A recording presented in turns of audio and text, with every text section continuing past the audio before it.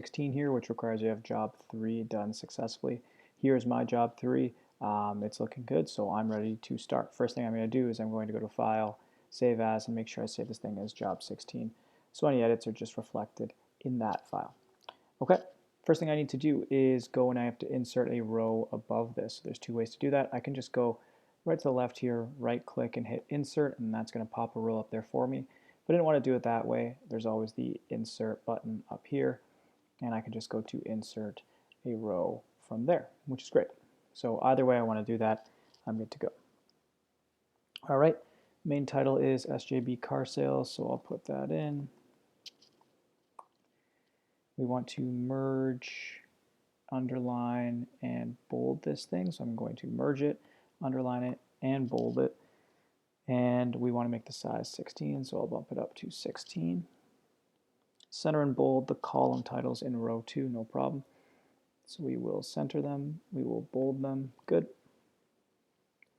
Then we want to calculate the average of our total column.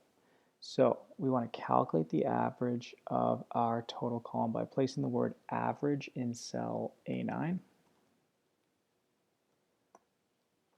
Looks good. And we want to put our average all the way over here in cell F9.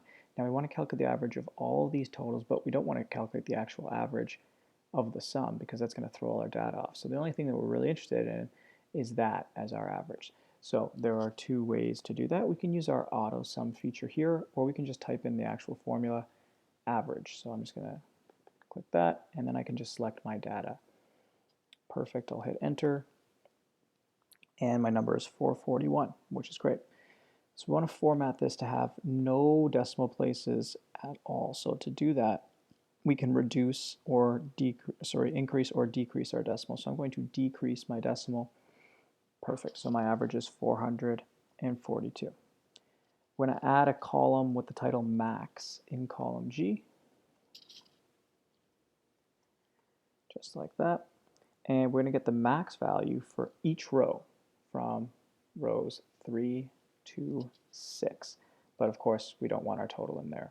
So here, I'll use my max. So I'll type equals max. I'll select my data, and then I'll just drag over the 4 quarters to see what was the highest number in the quarters. So this one was 182. I don't want to do all that work again, so I'm just going to drag these all down. And that is that.